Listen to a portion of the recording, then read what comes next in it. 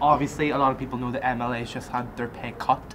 I think it was by £13,000. But one thing that went very under the radar was that actually meant they dropped a tax quota. That means they actually now have to pay less tax on their pay, so they didn't lose nearly as much money as been portrayed in the media. Yeah. There's a lot of MLAs that aren't involved in the stalemate that do extremely important constituency work. The likes of work that the Citizens Advice Bureau would do, helping people with workplace tribunals, helping people with welfare, things like that.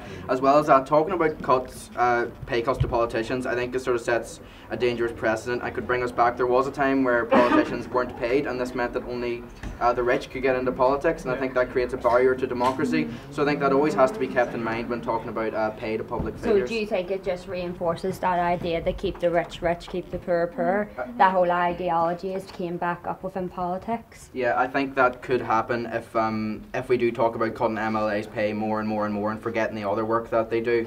This could create a precedent for the future when we think, oh, you know, should our politicians be paid that much at all?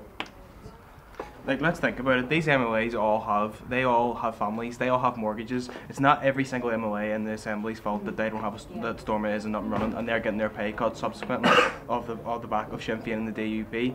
And they have their own issues to hold Stormont to ransom, but I think they have their own lives, they have children, they have families, and they have things to pay for.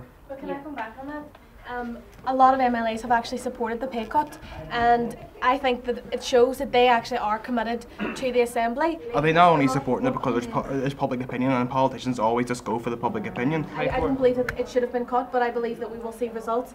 It should be cut much more drastically backward than that in order to put much more pressure on them rather than just a few thousand. We do have to have a reasonable view of these people. The ultimate other question is that, are you forcing them to go and take another job? Are you forcing them to go and do something else with their time? That means they can spend even less time in their constituencies. And I do appreciate that. I think it's worth putting pressure on, but there's a difference between pressure and crippling somebody.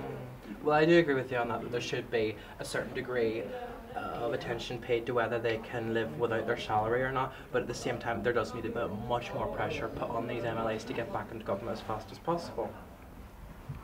No, I think it is important I think we've all have a general consensus that many MLAs, if not most MLAs, are working in their constituencies day in, day out, working for their people. I know many MLAs and their constituency officers who are working, and the threat of, well, the actual cut of pay, yes, of course they're out, yes, they are humans, yes, they have mortgages, yes, they have overheads. If you want to come to a top table debate night, or even be part of the big Top Table show on BBC One, email us now, toptable@bbc.co.uk.